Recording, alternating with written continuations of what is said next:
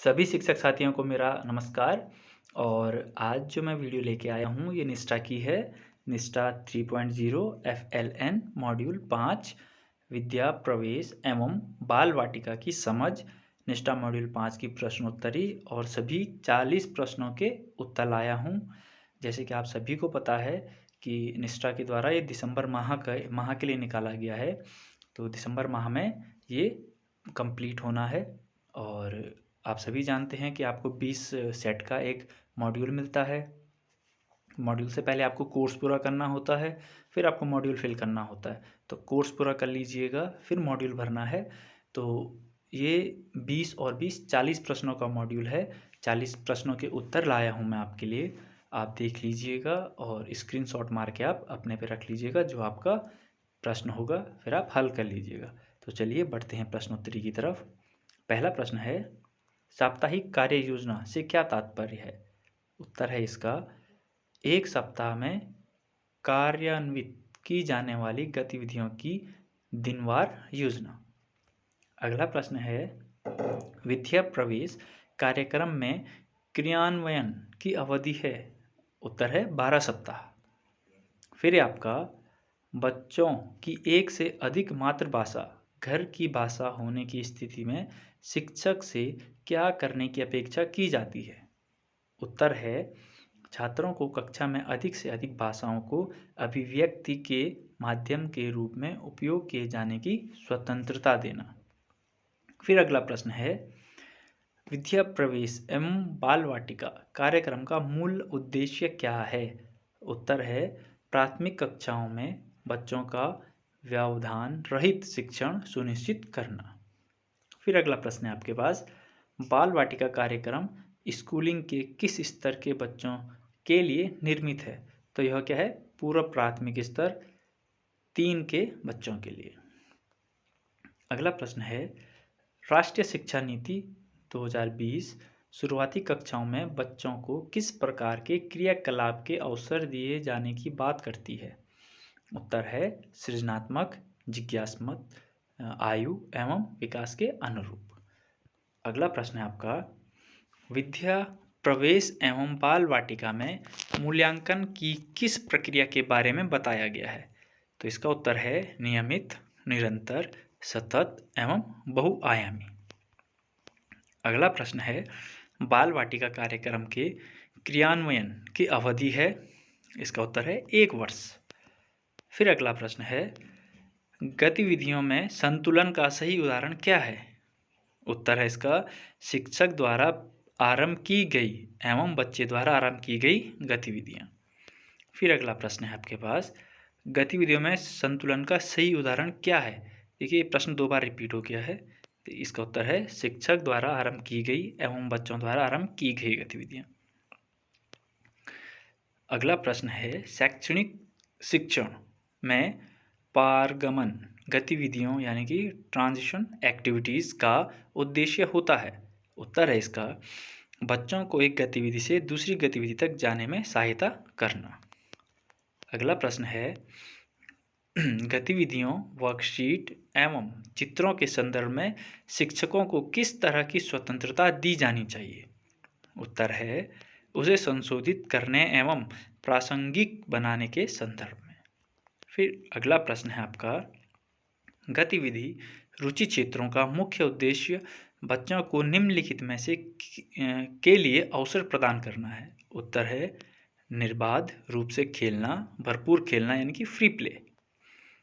अगला है, विद्या प्रवेश एवं बाल वाटिका कार्यक्रम के अंतर्गत कितने विकासात्मक लक्ष्यों को पूरा का समावेश करने का कहा गया है? तो इसमें है विकासात्मक लक्ष्य। अगला प्रश्न है आपका, बच्चों के विकास का मूल्यांकन करने एवं उनका रिकॉर्ड रखने के लिए मूल्यांकन संबंधी कार्य योजना अर्थात असेसमेंट शेड्यूल के कितने सत्रों के बारे में सुझाया गया है? उत्तर है, 3 सत्रों के बारे में। अगला प्रश्न है, राष्ट्रीय शिक्षा नीति 2020 में प्री स्कूल स्तर 3 के लिए उपयोगी की गई पारिभाषिक शब्दावली क्या है? उत्तर है, बाल वाटिका। फिर अगला प्रश्न है, राष्ट्रीय शिक्षा नीति 2020 में दी गई बुनियादी अवस्था फाउंडेशनल स्टेज में शामिल आयु वर्ग है 3 से 8 साल। उत्तर इसका। अगला है FLN मिशन का पूर्ण रूप है। उत्तर है बुनियादी साक्षरता और संख्या ज्ञान मिशन। अगला प्रश्न, विद्या प्रवेश एवं बाल वाटिका में दिए गए सतत मूल्यांकन से शिक्षकों को किस प्रकार की सहायता मिलेगी? उत्तर है सीखने सिखाने से जुड़ी रणनीतियों, खेल की सामग्रियों, गतिविधि के क्षेत्र आदि को अपनाने एवं उसे सुधारने में। फिर अगला प्रश्न है आपका, निम्नलिखित में से कौन सी गतिविधि दी गई साप्ताहिक कार्य योजना के अनुसार दैनिक दिनचर्या गतिविधि में शामिल है? उत्तर है परस्पर अभिवादन एवं मिलना, सर्किल टाइम और निर्बाध संप्रेषण। ये हैं आपके प्रथम 20 प्रश्न। आप देख सकते हो 20 में से 20 आए हैं फुल मार्क्स, और ये आपको पता है कि पास होना कंपलसरी है इसमें। अब देखिए, जो अगर आप पहले अटैम्प्ट में अगर क्लियर नहीं हुआ तो आप दूसरा अटैम्प्ट करते हो तो कुछ प्रश्न क्या हैं वैसे ही आते हैं जम्बल्ड होके। तो ये बाकी के टोटल 40 प्रश्न ले आए हैं हम आपके लिए। देखिए, बच्चों को वर्कशीट कब दी जानी चाहिए? उत्तर है जब बच्चे ठोस वस्तुओं या खिलौनों एवं खेल आधारित गतिविधियों का भरपूर आनंद उठा चुके हों। फिर है FLN मिशन के दिशा निर्देशों के स्तर 3 के तौर पर उल्लेखित दस्तावेज कौन सा है? उत्तर है बाल वाटिका। अगला प्रश्न है, राष्ट्रीय शिक्षा नीति 2020 के अनुसार शिक्षण के न्यून स्तर से उत्पन्न संकट किन दो पहलुओं को रेखांकित करता है? उत्तर बुनियादी साक्षरता और संख्या ज्ञान। अगला प्रश्न, निम्नलिखित में से कौन सा दस्तावेज FLN मिशन का भाग है? उत्तर है विद्या प्रवेश। प्रश्न, पूर्व प्राथमिक स्तर 3 के लिए निर्धारित आयु क्या है? उत्तर है 5+। बच्चों को निर्देश किस भाषा में दिए जाने चाहिए? उत्तर मातृभाषा, अथवा ज़्यादातर बच्चे जिस भाषा में विशेष से परिचित हों। फिर प्रश्न है आपका पास, मानव जीवन के किस चरण में मस्तिष्क का विकास तीव्रता से होता है? उत्तर है प्रारंभिक बाल्यावस्था यानी कि अर्ली चाइल्डहुड। अगला प्रश्न, राष्ट्रीय शिक्षा नीति 2020 में स्कूली शिक्षा के किस चरण में बच्चों के बीच शिक्षण के न्यूनतम स्तर का उल्लेख किया है? उत्तर है प्राथमिक।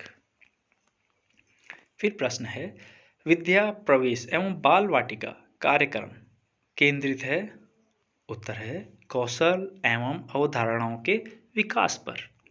फिर प्रश्न आता है, विकासात्मक लक्ष्य 1 के अंतर्गत आने वाले कौशल एवं अवधारणाएं कौन कौन सी हैं? उत्तर है स्वयं के प्रति जागरूकता, सामाजिक रूप से वांछनीय व्यवहार, स्वास्थ्य पोषण, स्वच्छता, स्वयं की सुरक्षा एवं गत्यात्मक कौशल। फिर अगला प्रश्न है, विद्या प्रवेश एवं बाल वाटिका कार्यक्रम के अंतर्गत गतिविधियों तथा वर्कशीट अथवा खेलने सीखने सिखाने से जुड़े अनुभवों का विकास किया जाना चाहिए। उत्तर है तीनों विकासात्मक लक्ष्यों के इर्द गिर्द। फिर है, पोर्टफोलियो से क्या तात्पर्य है? उत्तर है प्रत्येक बच्चे द्वारा किए जाने वाले कार्य का संकलन। फिर प्रश्न है, कौन सा संघटक भाषा और साक्षरता को उसके पूर्ण रूप में व्यक्त करता है? उत्तर है मौखिक, पढ़ना एवं लिखना। फिर प्रश्न है, ध्वन्यात्मक जागरूकता यानी कि फोनकोलॉजी अवेयरनेस का सही उदाहरण क्या है? उत्तर है दुकान शब्दों की पहचान करना। फिर है, DIY से क्या तात्पर्य है? उत्तर है स्वयं करें, डू इट योरसेल्फ। फिर प्रश्न है, विद्या प्रवेश एवं बाल वाटिका कार्यक्रम के कार्यान्वयन के लिए निर्धारित दैनिक अवधि यानी कि घंटों में कितनी है? उत्तर है प्रत्येक दिन 4 घंटे। अगला प्रश्न है, विद्या प्रवेश एवं बाल वाटिका में किस प्रकार की खेल या शिक्षण सामग्री का सुझाव दिया गया है? उत्तर देश में निर्मित, स्थानीय, कम लागत की अथवा शून्य लागत की सामग्री। फिर प्रश्न है, विद्या प्रवेश कार्यक्रम स्कूलिंग के किस स्तर के बच्चों के लिए तैयार किया गया है? उत्तर है कक्षा 1 में प्रवेश लेने वाले बच्चों के लिए। फिर है अगला प्रश्न, मुक्त खेल फ्री प्ले क्या है? उत्तर है बच्चे द्वारा की गई गतिविधि। प्रश्न है, राष्ट्रीय शिक्षा नीति 2020 इस बात का समर्थन करती है कि बच्चों की शिक्षा डैश जारी रहनी चाहिए। उत्तर है पूर्व प्राथमिक स्तर से लेकर प्रारंभिक प्राथमिक कक्षाओं तक। फिर अगला देखिए, ये सारे प्रश्न हो चुके हैं। ये प्रश्न इतने ही थे, कुल मिला के आपके 40 प्रश्न हो चुके हैं। 20 पहले किए थे और 20 इस समय। देखिए तो स्कोर 20/20 इस समय भी है। तो आप लोग ऐसे में स्कोर अपना जो स्कोर है वो स्कोर कर सकते हैं। वीडियो को अंत तक देखने के लिए धन्यवाद और प्लीज़ लाइक और सब्सक्राइब करना ना भूलें। धन्यवाद।